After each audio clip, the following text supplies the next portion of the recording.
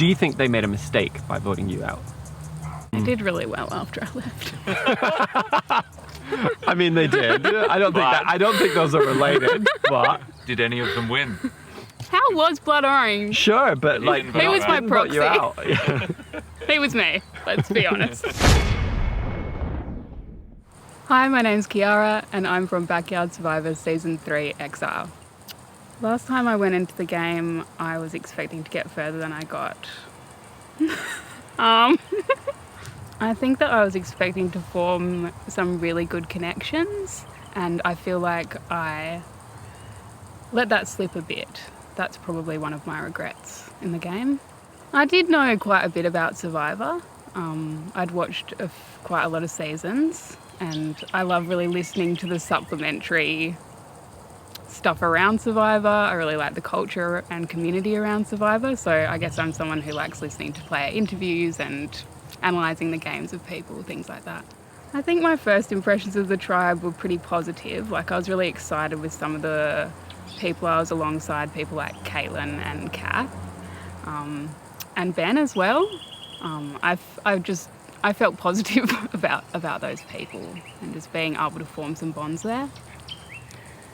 I don't know if the size of the tribe worked against me. I think that it could have gone one of two ways. Like, I think having a bigger tribe helps you to hide a bit, and sort of blend into the background a little bit. So I'm not sure if having a smaller tribe would actually create more of a spotlight on individuals. I'm honestly still pretty unsure why I was voted out. I've never actually asked any of my tribe mates what happened beyond the day on the game was filmed. And I guess I feel like it was bad luck. I was in the wrong place at the wrong time, wasn't able to get into majority groups for discussions, and things just happened while I was absent.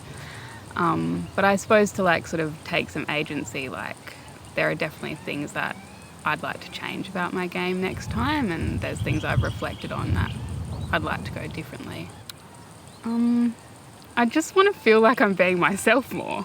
Like, when I watch back the footage of myself, I feel like I'm a bit far away and removed, and I suppose my goal was actually to create intimacy with people and to be really present and in the moment, and I just found it hard to let go, so I'd really like to amend that going forward.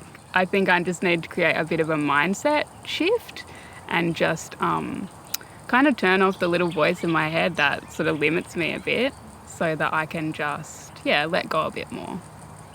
I think I was feeling a bit like removed, but I think that was potentially like a mental thing. I don't know how much that was true reality. I did feel just a bit like it was hard to get into the present moment and just sort of be there. It was a really sort of self-conscious experience for me. I remember being in the challenge and just feeling sort of a bit physically awkward, like the instruction was to keep the puzzle pieces either in your arms or in the puzzle slats itself. And I remember just sort of awkwardly standing there with the puzzle pieces in my arm thinking, I'm going so slowly, I can't put anything down, this is really awkward and uncomfortable. But watching it back, it really didn't look that slow, but I just remember feeling like quite cumbersome.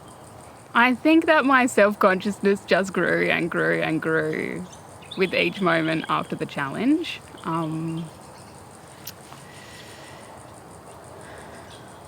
I just remember being really worried that I would be perceived as the person who cost us the challenge, simply because I was the first one on it.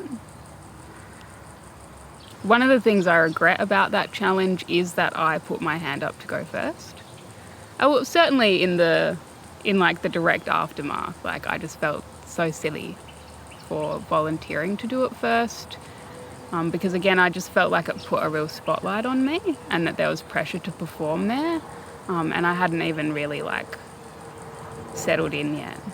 I just hate that because like 8 seconds later and you're a hero. Exactly. Yeah. I kind of wish I leaned into it a bit more going back to camp. Like there are other ways to react when you get to camp apart from being self-conscious and worrying that it's you. You can say, wow, I'm so glad that I went first on that puzzle, and even though it didn't quite go how we expected, we were so close, and I'm so proud of what I contributed, and actually try and like create a bit of a reality that you want to happen rather than just getting in your own head and being stressed out and potentially absent. Who should have gone home at that first tribal council? I mean, I don't think anyone should have gone home. Blood orange. I hate to say it, but I think that in that first tribal, I really should have leaned into the idea of Kath going home. I think we could all sense that people were intimidated by Kath, and I think that we would have really been able to gain momentum on a Kath vote. And even watching it back, I feel like there was a bit of a toss-up between our names being out there. Yeah, I didn't think the votes were going to Andrew. I was hopeful that it could have gone a different way than it did, but I was very much like, the idea that was me had really like gathered momentum in my head. I was pretty sure that I was going home. I do feel like there were two kind of almost factions or ideals in our group, and I do think that voting me out benefited one mode of thought more than the other. I mean, I felt at the time, and I still feel now, that the tribe was very, there was a group in the tribe that was really physically focused, and I think potentially it was a good move for them. I think they were really tight-knit and they had the group they needed to move forward, but I think for kind of the ragtag bunch around them, I could have served them really well, and we could have been quite collaborative. I do think that it's something that plays on people's minds, and I think it's one of those sort of first impressions thing, like people see your exterior before they see your interior. But maybe I'll just wear athleisure gear or fake it till I make it. I don't feel betrayed at all that Caitlin voted against me in that first vote. Like, it's not something that is a hurdle, or I feel like would be a hurdle in our relationship or anything like that. But I was definitely disappointed that she voted for me, and Caitlin is someone who I do think would have benefited from keeping me around, and I think Caitlin and I could have had a really good relationship. I think she's really perceptive, really bright and easy to get along with, actually. I feel very open about who I might work with in season 4. I actually don't have as many kind of preconceived notions about who I might work with. I feel like I'd like to find my tribe sort of within the tribe, you know. I don't feel like I did that in my previous game, and it depends who you're there with, but I'd like to find people who feel like a good fit, who I would otherwise socially fit really well with. It can't go any worse.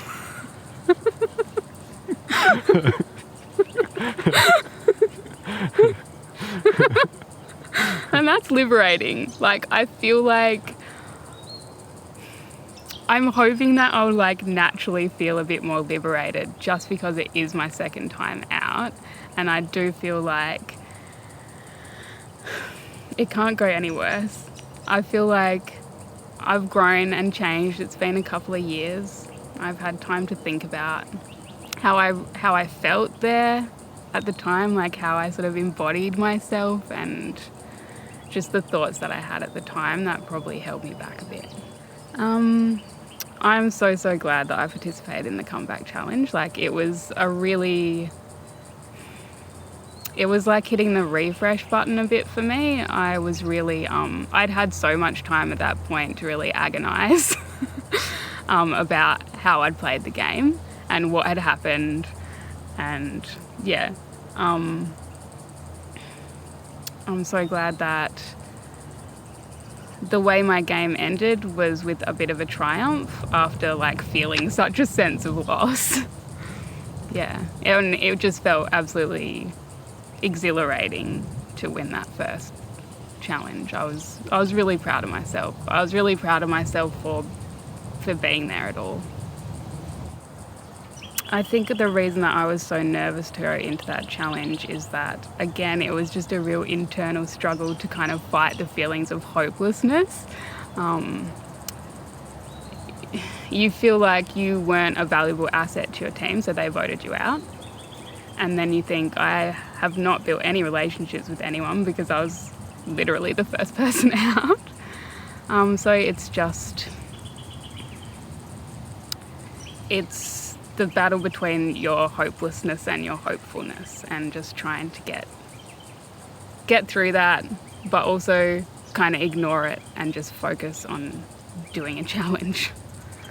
Do you think, as a returning player, people will view you as a threat?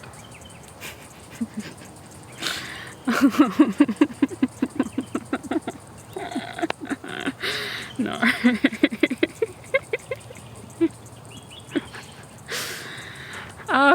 Sorry, it's just funny.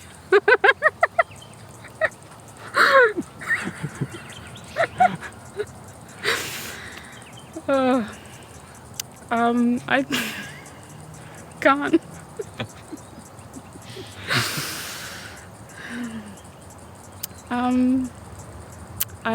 I think that I do have a bit of an advantage coming back as a returnee player. As a group, as there'll be a few other returnee players there, I think I will be one of the less threatening of that group. Because people don't know how I play in a long-term game. And I don't think that I came across as very threatening in the time that I was on screen. I don't think people will have many preconceived ideas about me. I think that I have had some positive feedback about my time on screen as well. I think that despite my own concerns about feeling like I didn't have that much belief in myself, like I've been pleasantly surprised by how other people have perceived my game and said that it really looked like I was doing what I could to change the situation, and I've actually found that has really bolstered my confidence going back.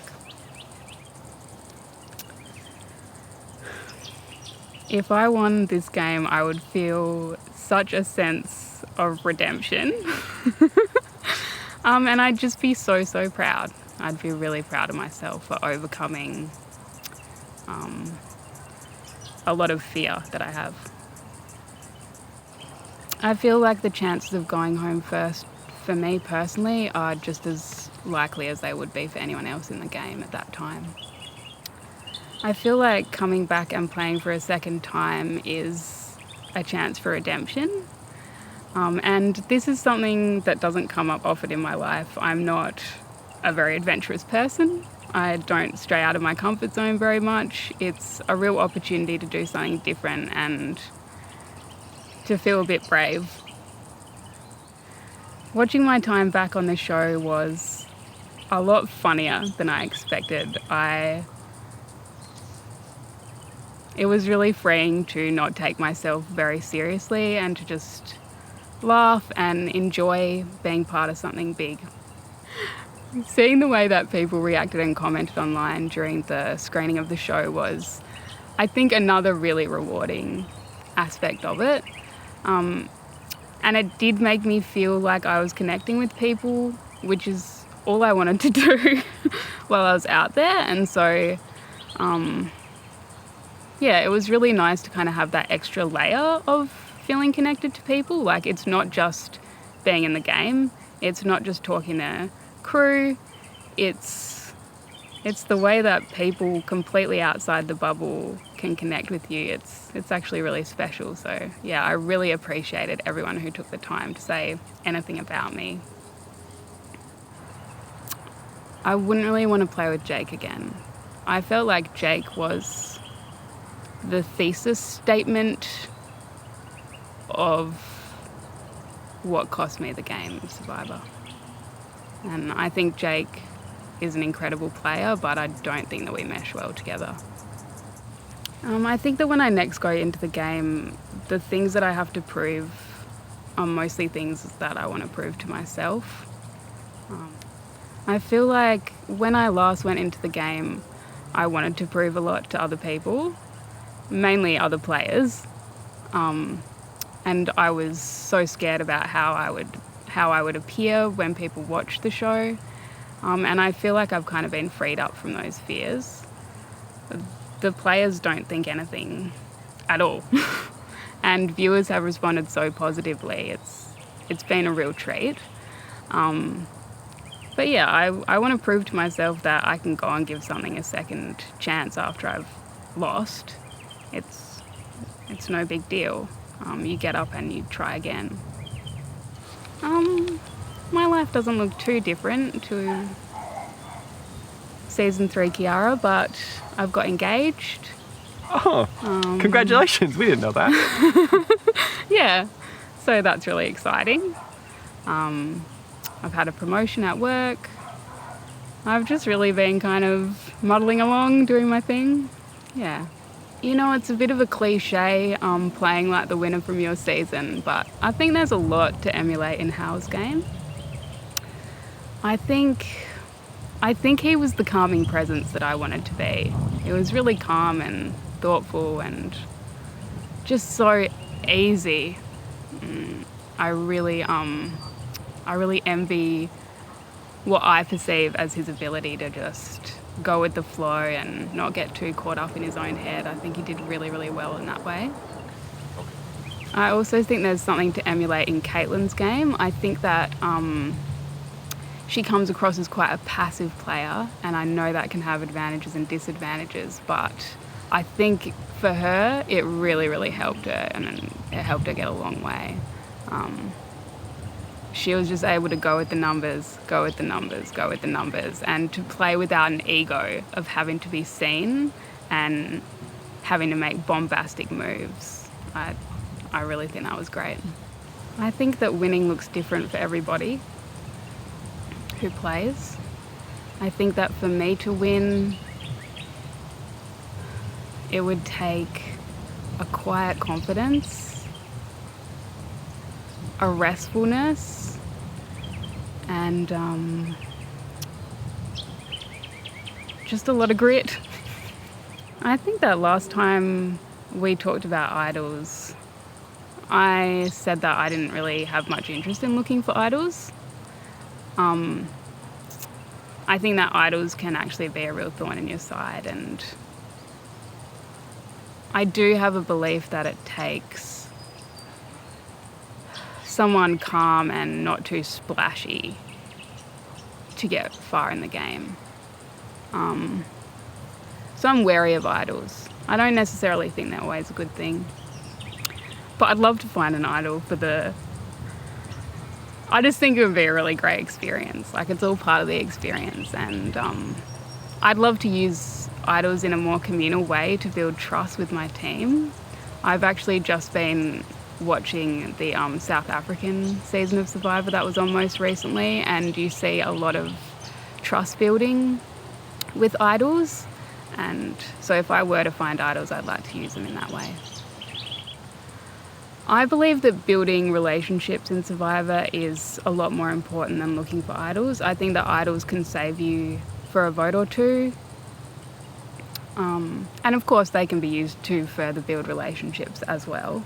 But I think it's that relationship building that really gets you, I was going to say to day 30. It's that relationship building that gets you to the end of the game. Season 4. It's camping for 39 days. Shit. That's it. Can't believe I'm doing this, guys.